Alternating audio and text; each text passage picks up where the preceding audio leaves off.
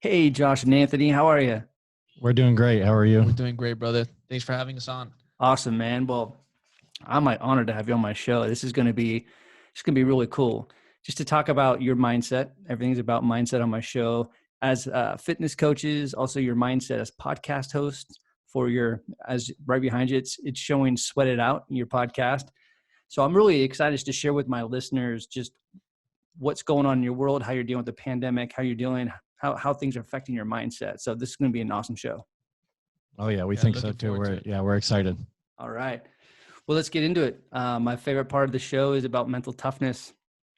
So I'll start with you, Josh. When you think about being mentally tough or mental toughness, what does that mean to you?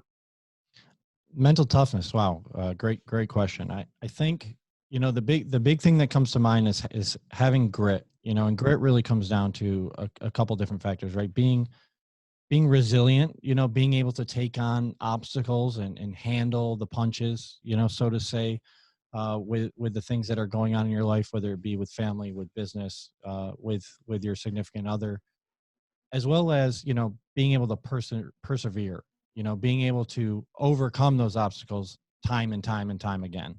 Because once you can be resilient and you can take the punches and then you can overcome those obstacles and do it again and do it again, you can really feel the results before they even occur. It's just that sensation that you get. Definitely.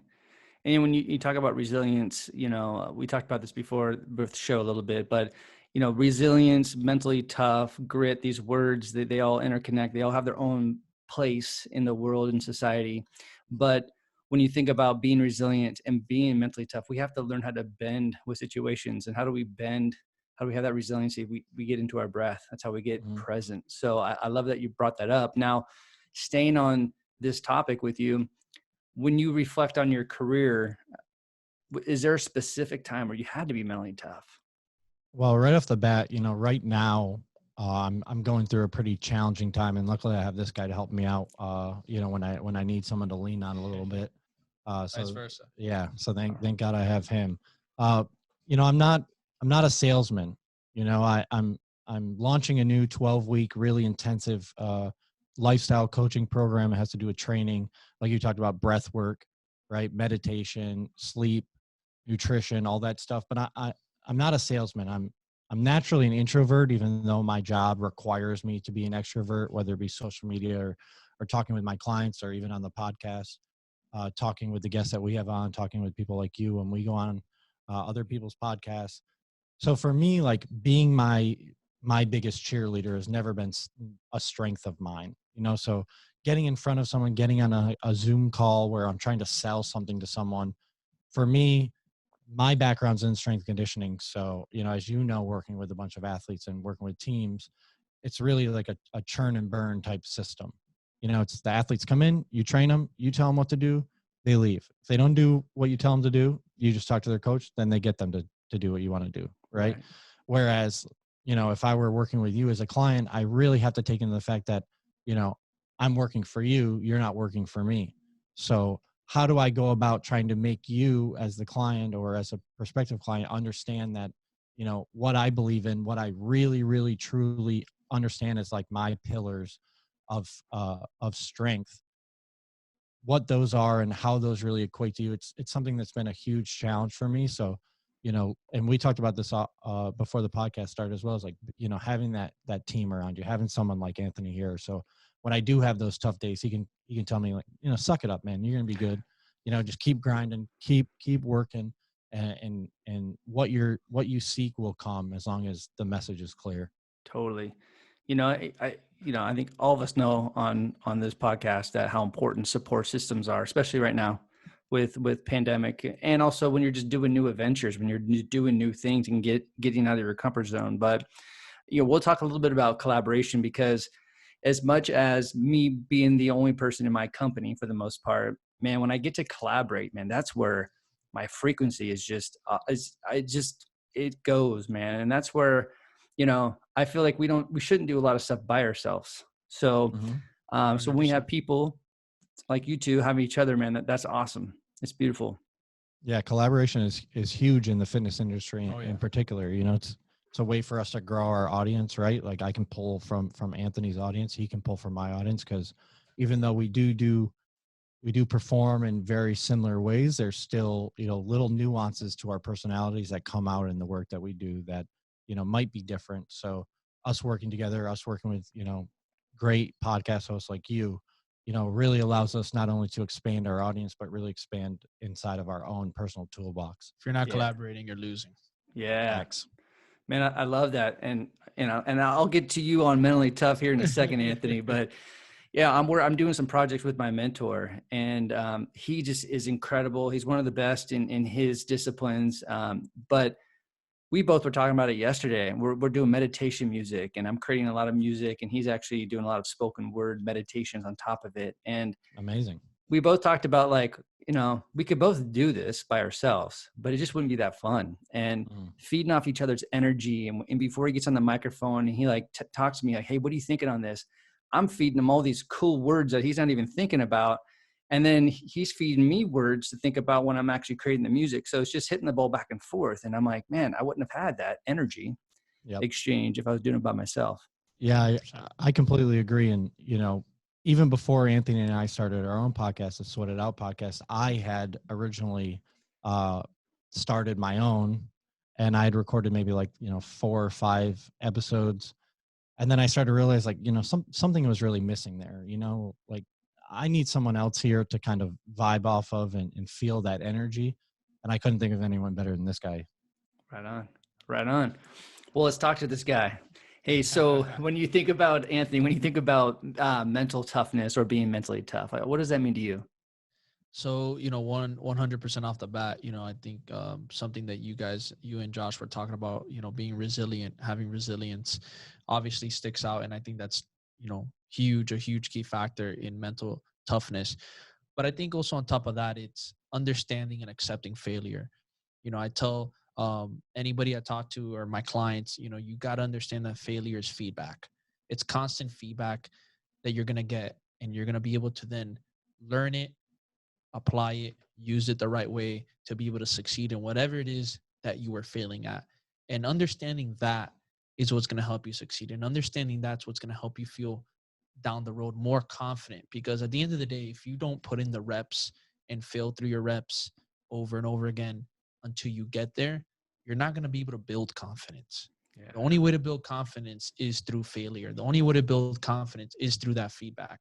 And it's one of those things where I feel a lot of people hold themselves back mentally because of that failure, or they take it as such a big loss or something so negative, when in reality it's not. It's actually something that we need in order to succeed. And without it, then success wouldn't be success. So for me, mental toughness surrounds itself a lot around failure. Man, it's perfect what you're saying. I was just actually talking about this today with a football team, but when you don't have a relationship with the failure, what happens to you in the moment is you get emotionally paralyzed, you get emotionally charged. And so what it does, something that just happened that's out of your control, is actually getting you out of focus. And if any athlete or performer or high performer can really train your mindset and your body to get that feedback in the moment, that information, that's how you stay in your lane. And that's how you actually keep on moving towards success. And I love it how you brought up, that's how we become successful. So I think with the language, and this is what I preach, is, if the energetic pull of success and succeeding is forward or up, right? Because that's what happens to our body language, our emotions, our breath gets more relaxed, our shoulders get back, right?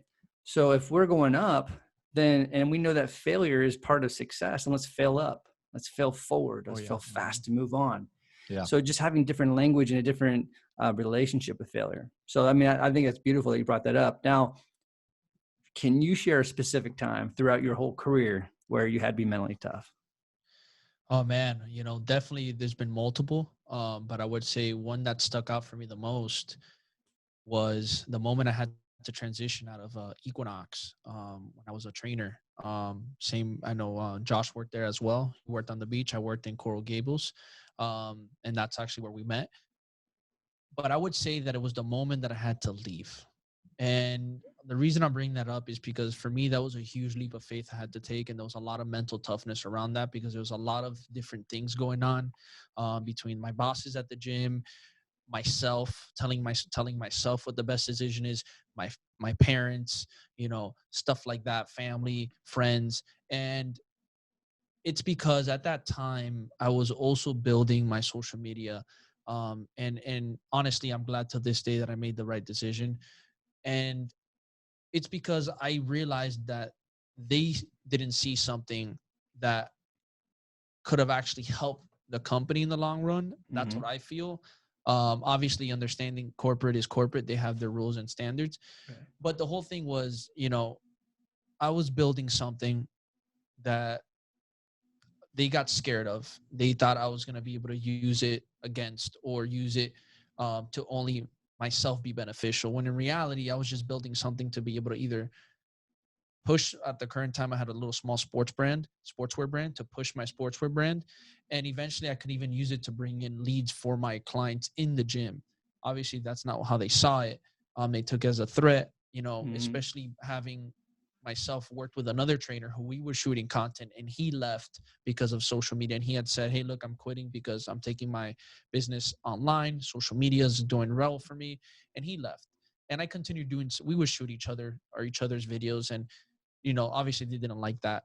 And I had no plans, literally no plans on leaving that place. At least not at the moment, maybe not till another year, maybe. But I had no plans. And he left like 2 months. Well, after him of leaving 2 months, I start feeling like I'm being hawk-eyed.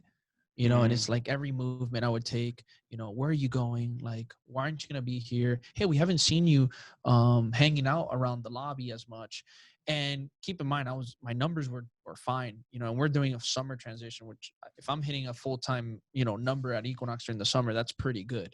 Right. Josh can tell you. Yeah, down here especially. So I get it if my numbers were rough. I understand if my numbers were taking a dip, and they can then present, hey, like, what's going on? Where are you putting more attention? But the matter of fact is none of that was happening. And I was just it got to the point where I was presented by, one of the bosses at the time and confronted, and they kind of gave me an ultimatum. It was like, we don't like what you're doing.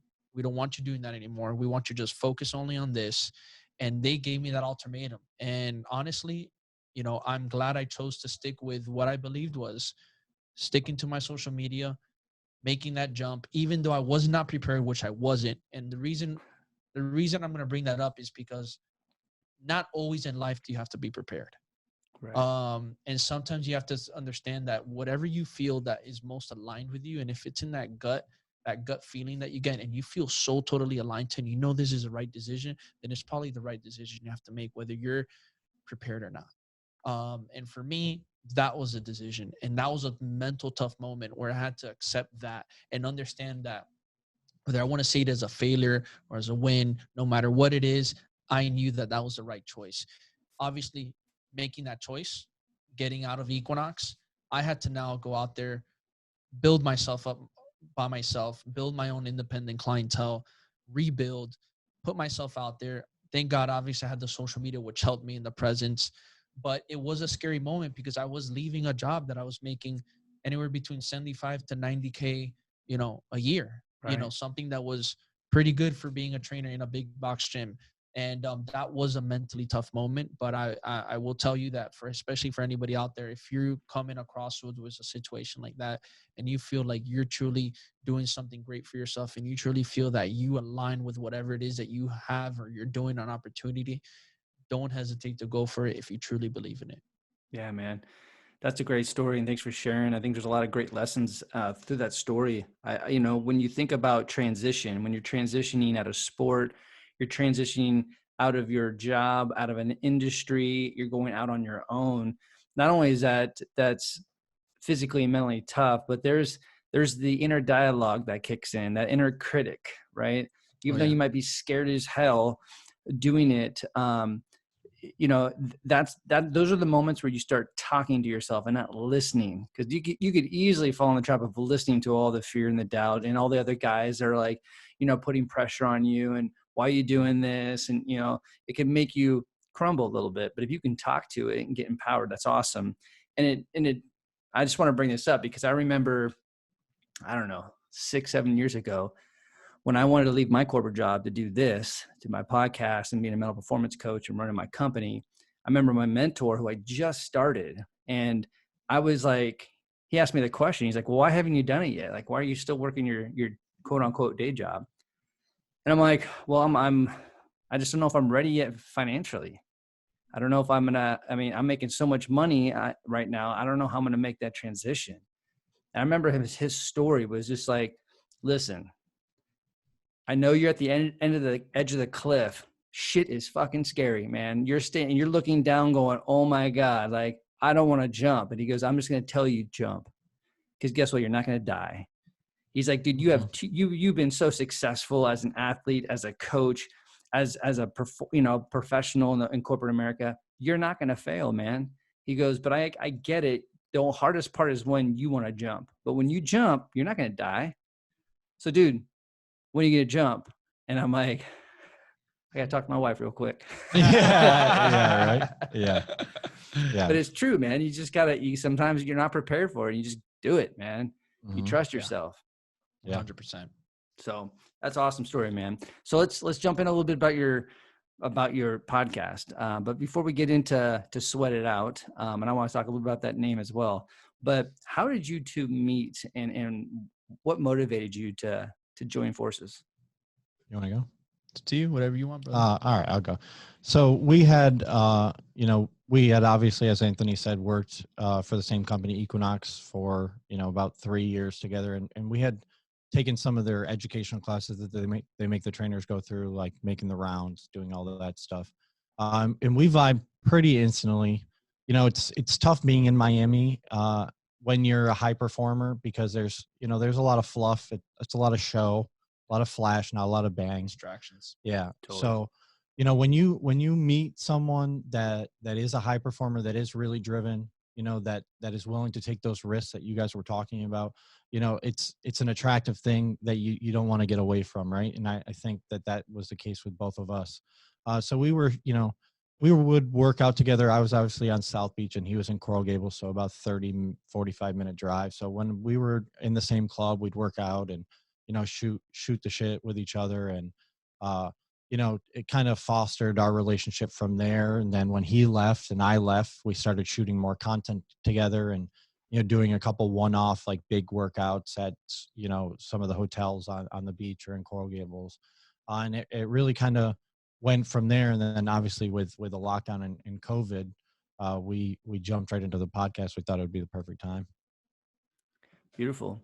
And tell me about the name. I mean, obviously I get it. You guys are both in the fitness industry, but tell me about the name and what are you trying to achieve, having this show? Well, I think, Sweat It Out. What does that really personify?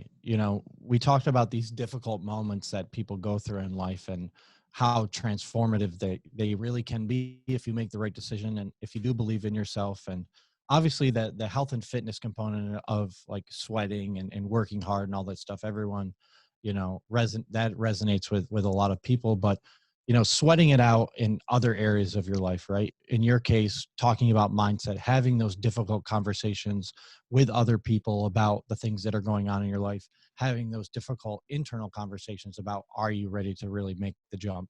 What are you afraid of? What are those limiting beliefs? Like that can be difficult and that can be, very, very challenging for a lot of people. You got to sweat through it. You got to be able to, when you started your business, it wasn't always roses, I'm sure. It's Right. not for us either. You got to put in the legwork. With both of our online coaching businesses, if we're not doing podcasts, we're on Instagram DMing people, nonstop, going crazy. I don't think really either of us want to be on our phones 24/7, but it's something we have to do. You got to sweat it out. Right. You got to grind.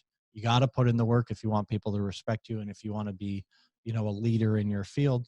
So just get after it. Start sweating it out. Oh yeah. Totally. Yeah, man. It's like, for me, it's, we call mental push-ups, I mean, and to be, to rep that out, mental push-ups it's breath, man, taking conscious breathing, meditation, even self-talk, mentally. So So sweating it out, man. I love it. Now, and I know, Anthony, you're more working with fitness coaches and coaches and getting their business going, right? And Josh, you're more, you're doing that as well, it seems like, but you're also working with athletes and doing strength and conditioning, fitness training. Yeah. So working with general population, I have a couple of athletes I work with in the off season, but more focused on helping people get healthy, helping them, to your point, really get that mental shift going, right? Because that's, as you know, that's really when you start to see big time long-term results, is when you can make that mental shift and say, okay, no more, I'm not doing this anymore. It's time to make a change.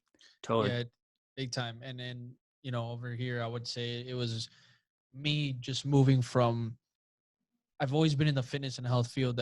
I've been coaching for 10 plus years, but I realized that I really had a passion for the business side of it and really continuing working in the health and fitness field, but focusing on the coaches. And yet again, like Josh said, mindset component is huge. And the first thing I teach these coaches in our program is bulletproof mindset. And I tell them it's not just about building a mindset, it's about building one that's bulletproof, because that bulletproof mindset is what's going to help you get from one level to the other. Because the moment you get to that first level and you're feeling great, you got to climb the stairs up again, and then you're going to hit a plateau. And that's the second floor. And in that second floor, what is it going to take to get to the third floor? It's that mindset, because all the fears, the self-doubts, all those limited belief factors that come from the bottom are going to creep up into that second floor.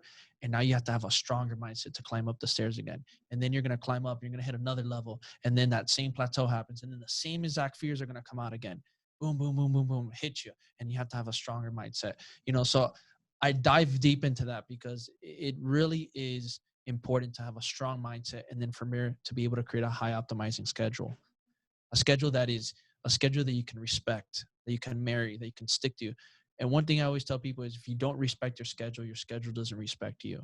So with a strong bulletproof mindset and a schedule that is optimized, that's how you're going to be able to succeed, because all the tools are amazing. And the same thing was with fitness coaching. Every tool is amazing. It's amazing to have all these tools. And I'm sure with you as well as coaching with a mindset, you have all these tools, but when you don't apply them, when you don't have the mindset to get through them, when you don't have the optimized schedule to actually plug them into your daily life and routine to actually do them, then nothing's going to happen. So without those two biggest components at first, you can't do the other amazing things that you have. And then you won't see the results. So that's why I hone on that so much, and I really drive it off the bat. I'm always like, guys, you understand this? You understand the mindset and the scheduling component, because these are the two things that are going to help you to succeed, literally. And the rest is consistency. Totally. He's always telling me to get out of my head, always, every day. I hear you, man. There's a lot of traffic that goes between our two ears, right? I got a lot of thoughts. I'm with you, man. I mean, all of us do. I mean, on a typical day, we're between 30,000 up to 70,000 thoughts a day. I mean, that's a lot of traffic. And then you throw on your emotions, 6 to 7 core emotions up to 27. Man, if you're rocking, if you're really active emotionally and with your thoughts, talk about a walking distraction, right? So, and I love what you're saying, Anthony, because we have all these tools. It's the law of two easies. If you really think about all the tools that we have, it's really easy to do, and it's really easy not to do. Yep. And nothing happens when nothing happens. And so, and I know it's our jobs as coaches to implement processes and behaviors, right? And the buy-in for them to start changing it so they can actually feel that it's easy and feel that they're confident and feel that they can own their time and make better decisions. So I'm gonna ask both of you within your roles. So Anthony, when you're coaching your clients, what's the best thing that you feel as a coach? Like, what do you experience when you're working with somebody? What's the best thing about being a coach? The best thing about being a coach is when you can see the transformation from the beginning to the middle, and then of course to the end. But it's in that transformation when you can see the smiles, when you can see the laughters, when you can experience that with them, when you can see the shedding of the layers that they're peeling out of themselves, and actually realizing that they can do this. And when they can come to you and tell you like, wow, like I can't believe I'm doing this, or I couldn't believe I would ever be here. And I never thought that, you know, this would be for me. And thank you. And I tell them, you're welcome, but thank yourself. Yeah. Thank yourself as well, because you got yourself here. If it wasn't for you to take that first step, you would have not done what you're doing today. And you're the one putting in the work. So thank yourself, give yourself that love, and celebrate that one time to be able to accept that you are doing a good job. And for me, Yeah. having that communication and seeing that come into effect, the process of it is what I love out of it. And like I said, the smiles, the laughters, the awareness, the realization, and just seeing the growth of these clients, it's truly beautiful. It is, man. Celebrating the process, man. It's that's what we can control is the process, and that's in creating that journey for them. That it's beautiful, man. What about you, Josh? I mean, I would definitely have to double down on what he said about, you know, seeing that joy that my coaching process brings to other people. And on top of that, I train a couple, a couple couples, right? Married couples, and they have kids. And it's really, really cool for me when I'm training both of them and their 4-year-old kid comes in and is super excited to show me, you know, I gave one of my clients, I train the whole family, but I gave them like these little 4 kilo, like tiny kettlebells. And every morning the kid comes out, their oldest son, and he comes out and he's like, I want to show you what I can do. And like, so he does his little deadlifts and he'll do his push-ups and I'll do push-ups with him. And Right on. that is the most amazing thing to me, because not only am I changing my client's life, but I'm facilitating the change that will lead to a better life for their children, right? Yeah. Through the actions and the habits that I teach my clients. And that's really the biggest thing for me, because, you know, I grew up in a low income area, in a low income household. And to understand that in order for my kids to have a better life, I have to work really hard, and I have to have a better life, and I have to have better habits than my parents had, and Yeah. better habits than my grandparents had. You know, so to be able to see that the things that I'm teaching my clients is trickling down to their kids is extremely powerful, and something that I will remember for the rest of my life, no matter what happens. Oh man. That makes me feel good hearing that stuff, man. You know, it's you know, we're all coaching, we all have different dynamics that we deal with, you know, especially when stuff that I'm working with, and the topics can get deep, because as a mental performance coach, you are going in as a coach, motivational speaker, therapist, counselor. You wear all these different hats. So Mm-hmm. for me, like when I get to see an athlete, first of all, is vulnerable with their feelings, right? Victory goes to the vulnerable. When they're vulnerable and they're willing to try this stuff on, and they're seeing, like they're seeing the success, or they're seeing progress. To me, like my frequency, I'm like a little puppy dog with his whale, you know, tail wagging. I'm like, oh my gosh, I love this. Like that, Mm-hmm. you're just bought in. Like anybody that's in there taking notes, or they come Yeah. back and they share with me in their journal, I'm like, yeah, man, like you're locked in, you're getting locked in, you're staying locked in. And so for me as a coach, man, I that's the stuff that really gets me, man, is just that vulnerability piece and being connected to the work. It does feel good. Yeah, no, Yeah. there is a huge emotional component that goes to coaching, right? And it can be draining at times, but it can also be motivating for us as coaches. I feel, you know, when you do see people open up to you in ways that they wouldn't open up to other people, and you know, at the end of the day, you might have only worked with them for 3-4 months. You know, you're still kind of a stranger to them, but the fact that they're comfortable enough to share those experiences, good and bad, with you, you know, I think is a testament to, you know, who you are as a person, and what Yeah, you're able to do as a coach, really. And I think totally. too, like it's amazing too when you actually see coaches who are align themselves to train with other coaches, you know, because, you know, for many coaches, that's a difficult thing to do. Getting out of that scarcity mindset. Exactly. So Yeah. when you can see that, and you know, obviously, you know, you as a coach experienced that yourself, you being worked, and you working with another coach, like you have one yourself, Josh, myself, maybe you even have two. But when you're a coach and you can allow yourself to be coached by somebody else, and just allow yourself to learn, grow, and really take yourself into the hands of somebody else, you being a coach yourself, I think that's another huge thing a big step in a coach's career, because sometimes, you know, you hit that ego where it's like, well, you know, I'm a coach too, so do I really need a coach? And Right. guys, we all need coaches. We We all all need do. mentors. We You all know, do. physical therapists need physical therapists. Psychologists need psychologists. Trainers need trainers. You know, Totally. mindset coaches need mindset coaches. Yeah. You know, whatever it is, we all need that. We do, man. I agree with you 100%. And I also do believe as coaches, we need to be our work as well. So, you know, obviously when we hit plateaus, or, you know, when I'm getting negative, or my negative belief systems start kicking in, I'm human. I know I teach people to have, you know, better habits, but I have to remind myself, I got to be my work. Like when I get nervous, and I talk about people like tapping into their routines and mantras and self-talk. Well, I got to do that too. You know, or that's not, that to me, it doesn't feel right that I'm teaching you all this stuff and then I'm not doing it. Right. It's true. Yep. So, so before we get into, cause I want to talk about the pandemic and adversity, and how us coaches, how we're dealing with the pandemic. Right. So before we get into that though, with your show, Sweat It Out, so far that you've been running your own show, what's been your most favorite show, or favorite topic, or favorite guest that you've had on?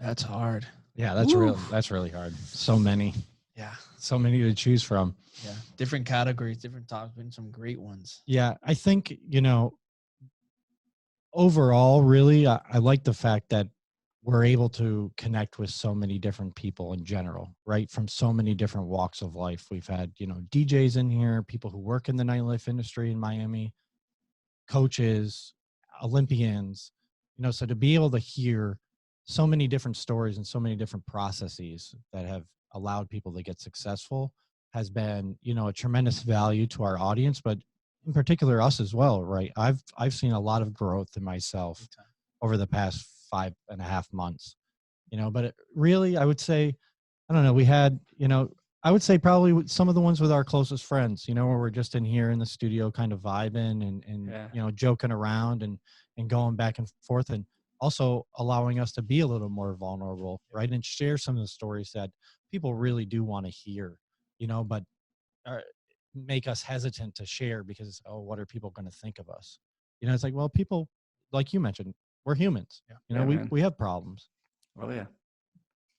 No, I have to agree with that 100%. And I think Josh, you know, said it best. And I was about to say that, you know, hearing these, our guests and our friends share their vulnerabilities, you know, sometimes there's even stuff I'm like, man, I didn't even know about that about you, dude. Cool. Like, Right. wow. You know, so sometimes you even get to learn things that you didn't even know from a friend that you're like, what? Oh shit. You know, and now they share it on here. So hearing that and them opening up and then you as well as the host of the show, you know, you being vulnerable with them and you opening up and sharing your experiences back and forth. It just really sticks out to the audience, where there might be something relatable. There might be something that sticks out, hit home run for them, that maybe could have an effect on their life, whether it's from you as the host or from the guest, whatever it is. There might be that one little word that just caught them the right way.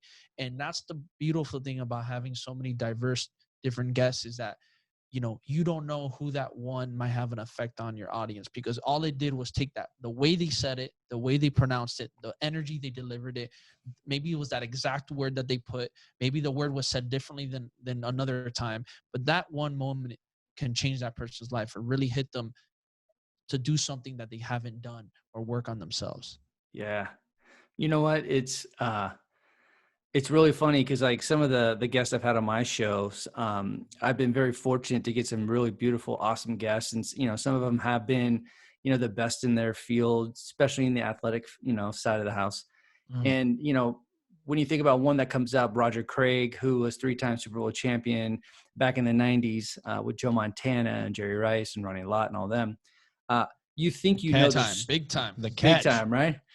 But you think you know the story because you've watched it. As a kid, I watched them, especially being from here in San Francisco. But then when you literally get them on and they're being vulnerable, when he was dropping gems between him and Bill Walsh in the locker room that nobody, like, as far as I've never heard of it. I'm like, oh my gosh, he's saying this on my show, you know, or he's sharing with me, you know, this concept between him and Jerry Rice a hungry athlete versus a starving athlete. I'm like, well, what's that? I've never heard that in my life. And, and to share that with you, everybody's hungry. Everybody wants to be successful. Everybody, especially at the professional level, but are you starving for it? Are you willing to stay after practice, get there early, do extra, whatever, take care of your body, recover even more? So he was sharing that whole concept. And it was a concept that him and, Ronnie Lott and Jerry, they all talked about. So it's just that little nugget that allows them to be vulnerable. And it's a beautiful experience. Yeah. Well, it's funny that you bring that up too, because, a lot, and I'm sure Anthony could say the same thing. A lot of my friends have been like, well, I don't know how you do it. Like, how do you go on the podcast and like, you open up this way? I'm like, it's all I know, like it's all I just know how to be me, Right. And like, I'm pretty quiet, but I'm comfortable with you, so I'll open up and I'll share things. It's like, I am who I am. I've made the mistakes I've made. I've done the great things that I've done, and they are what they are. Like, Yeah, I need to get the message out there so that other people can learn from it. totally, man. Well, and speaking of being vulnerable and opening up, especially right now with the pandemic, I think more than ever, we live in a very fear-based driven world, whether it's media or just people that don't have the tools right now or are not allowing themselves to access the tools.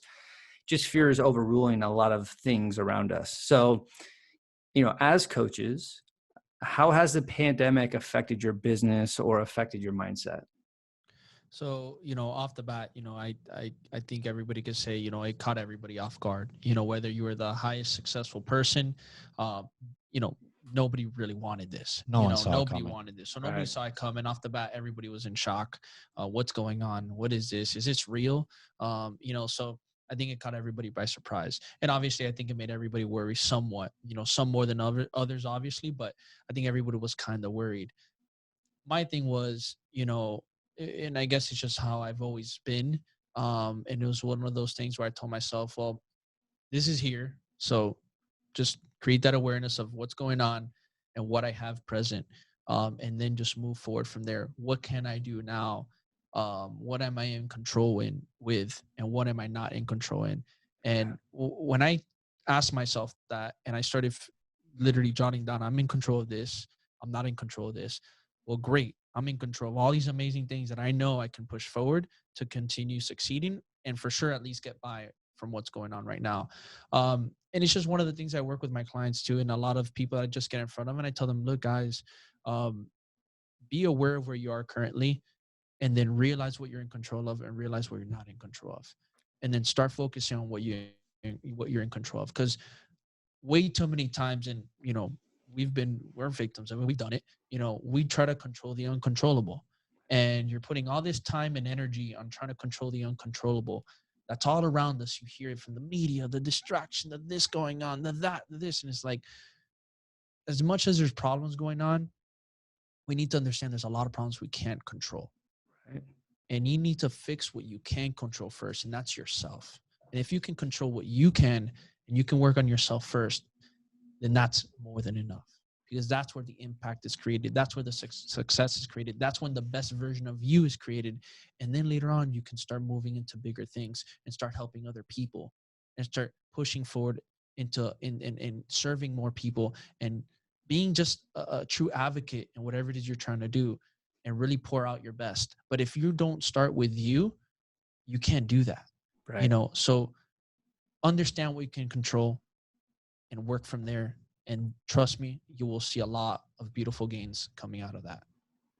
It's honestly, it's a great point, because we hear this a lot in society, control the controllables. And I think we all get it, but sometimes when you're overwhelmed, like, you don't know really where to go to control what and where to start, right? It's kind of when someone says, hey, focus on what? Focus on my opponent, my breath, my body, my technique, the person in front of me, the environment. What do you want me to focus on, right? So it's exactly what you're saying, Anthony, is like, there's three businesses in the world. There's God's business, others people's business, and your business. You can't control God's business, like the pandemic and hurricanes and climate change and all that stuff. And other people's business, what they say and what they do, you can't control any of that. So when you realize what can you control, your thoughts and your emotion, your effort and your attitude and all that, and then really connect with that, that's where you start driving the car in the right direction. And then you can start to realize when things do get you out of focus, like, I can't control that. Okay, let's get back to what I can control.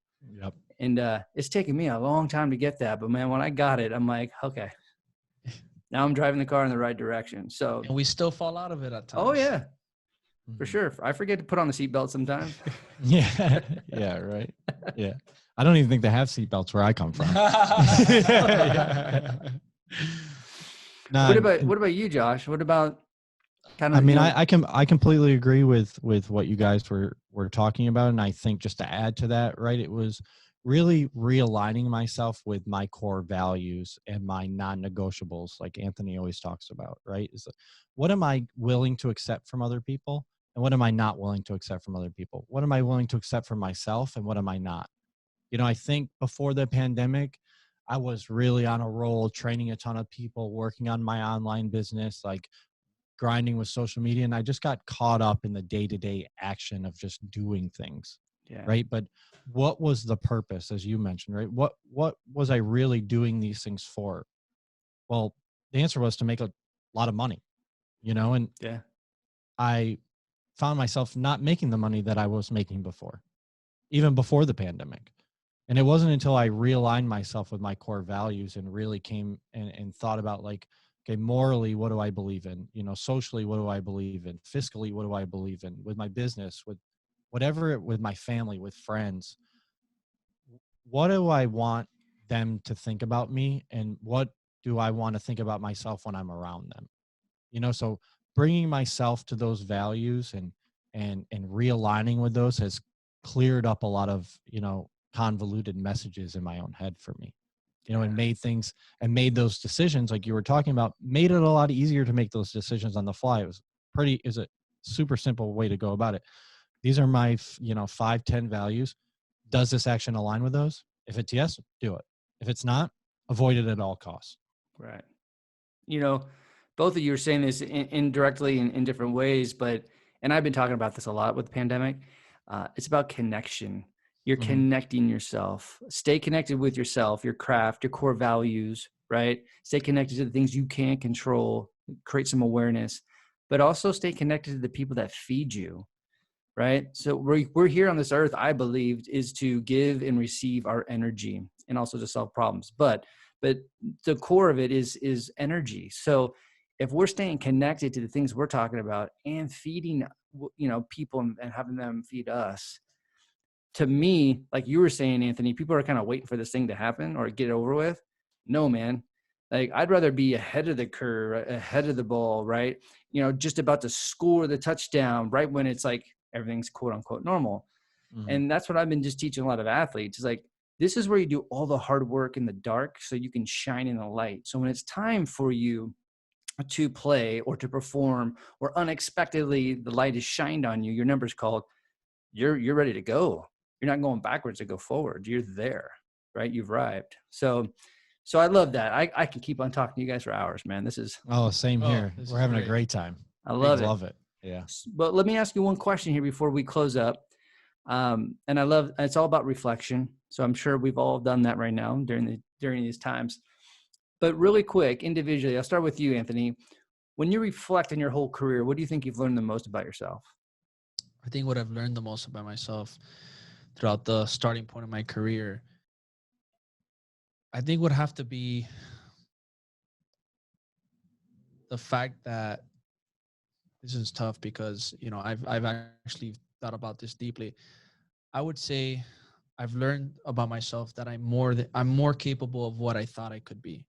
And the reason I'm saying that is because, through my upbringing, through a lot of stuff I faced, through the way that I took on challenges, I wasn't the most confident, even though I played sports. And yeah, I might have been the captain for the team at times. And I might have appeared in certain positions at being the strong mentally. But in reality, deep inside, I was never truly the most confident. I was never truly the one that would, want to show up and give a presentation in class. I was always doubting myself.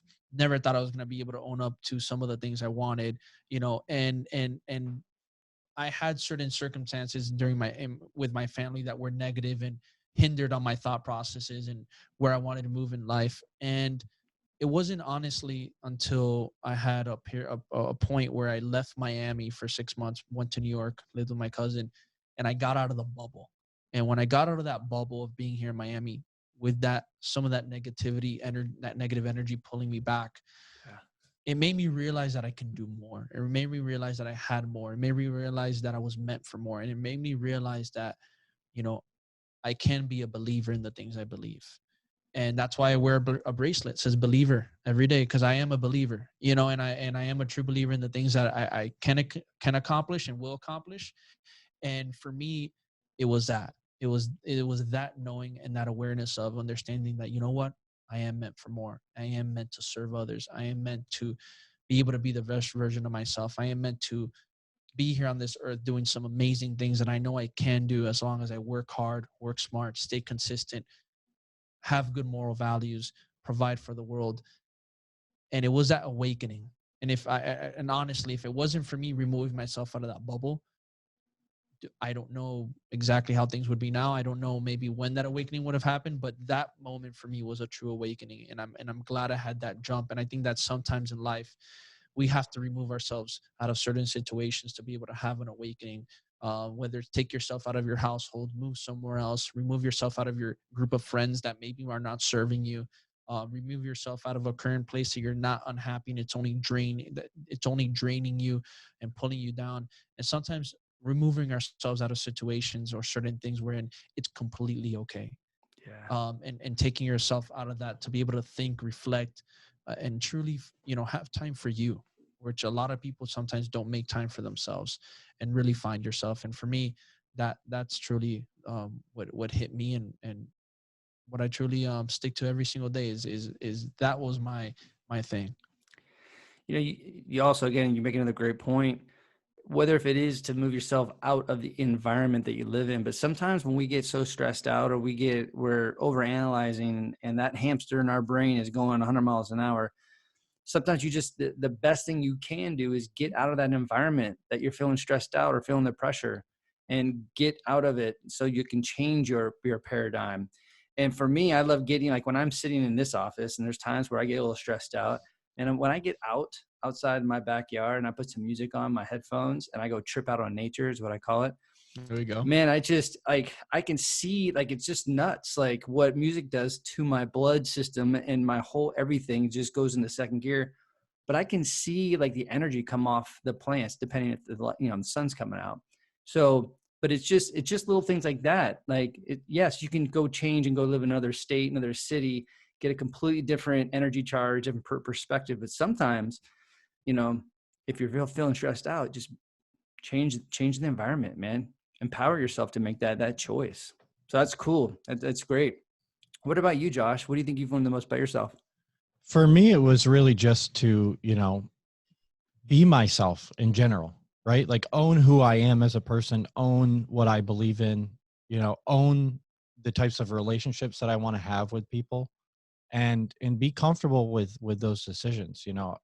I was never popular in high school. I was one of those kids that, was part of the athletic group, but I was the outsider. I got picked on a lot as a kid.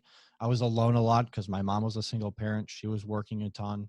I didn't have a ton of friends even until it wasn't until I got later in my college career that I really started to feel comfortable around the people that I was with. And luckily, they're some of my best friends now, but back then it was difficult for me to want to, like, express who I was and be the type of person that I knew I could be, because I was always thinking in the back of my head, like, well, what if they don't like me?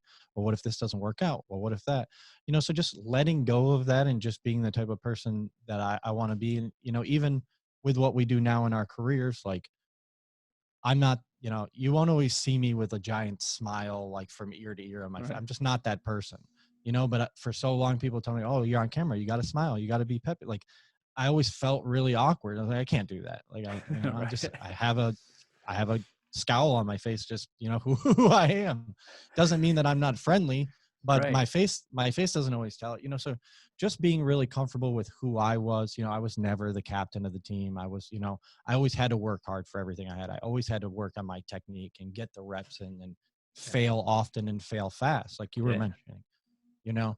So just being comfortable with all those things, like being comfortable with the flaws that I have, and working on the ones that I think are really holding me back, but also, you know, giving myself praise for the accomplishments that I've gone through already, you Yeah. know, because there are a lot of them. And as you know, as Anthony and I talk about all the time on our podcast, is as a high performer, you're always looking forward, you know, always, always, always. So it's super, super easy to be hard on yourself and get down, you know, because we don't have the time to look back when you want to accomplish a million things.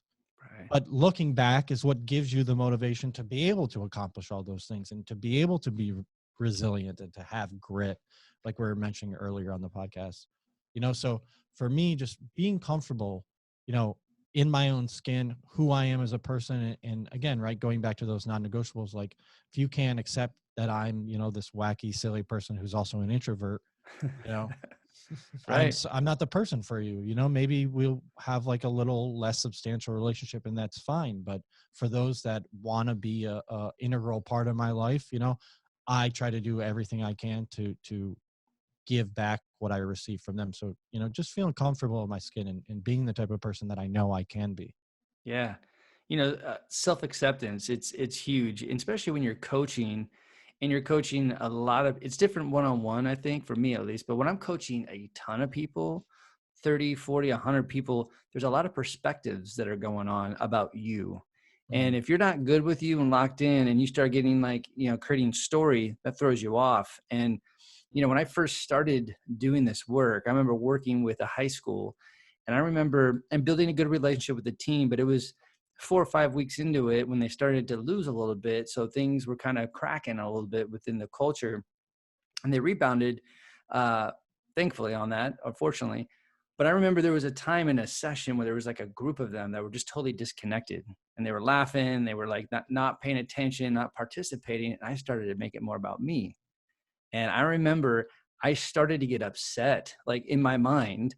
And I remember getting done with it. I call up my mentor, and I'm pissed off. Like, I'm like, they disrespected me and this and that. And he was like, dude, you're making this more about you than them. And he goes, when's the last time you were 17? Living mm, in this day and age. And I'm like, well, good point. He's like, you don't know what's going on with them at all. So just stay in your lane. And but it took me probably a month because I was second guessing myself.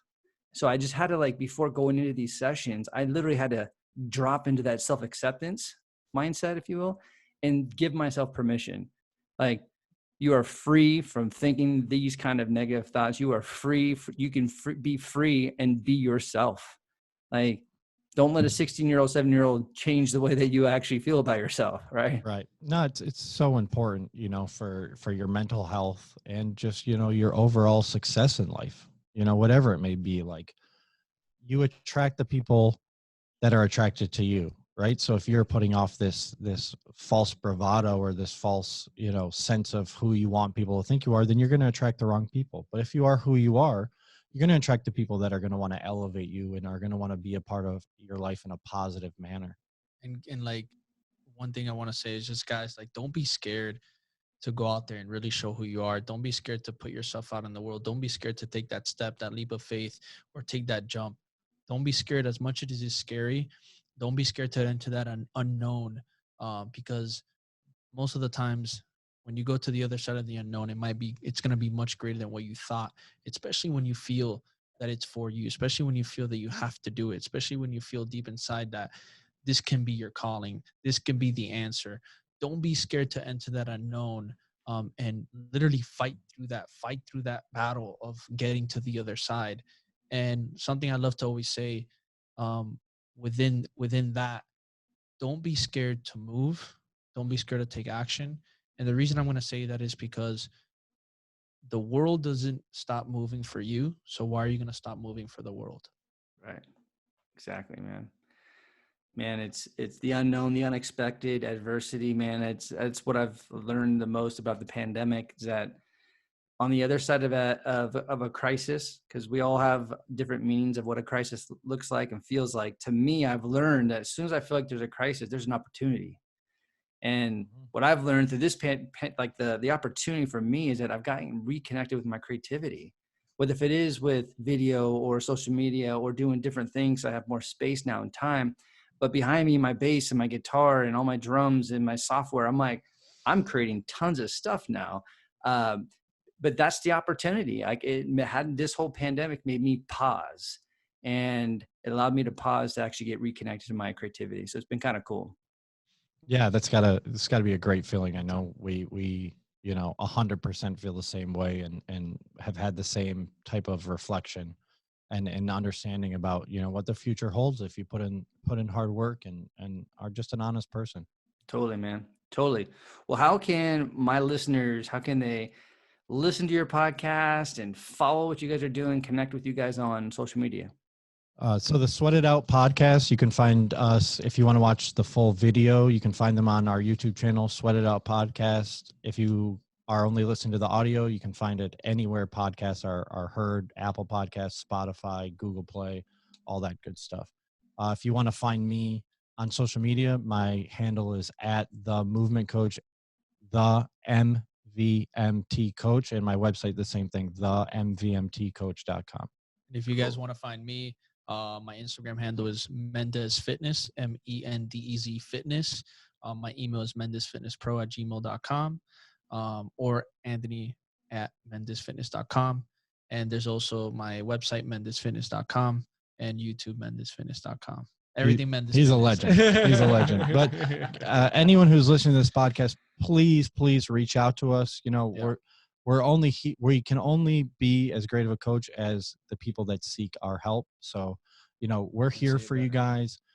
This has been an amazing opportunity. I mean, we align with so much of what your podcast is about and what you are about as a person and as a business owner. So thank you for having us on. We really do appreciate the opportunity. It's truly amazing to be able to just connect, vibe, and once again, the energy that comes out of this. I think it's the most beautiful part, and be able to understand and also realize too, where I think sometimes people feel like, oh my God, everybody's lost. But when you start actually connecting with people doing these podcasts, you actually realize, hey, you know what?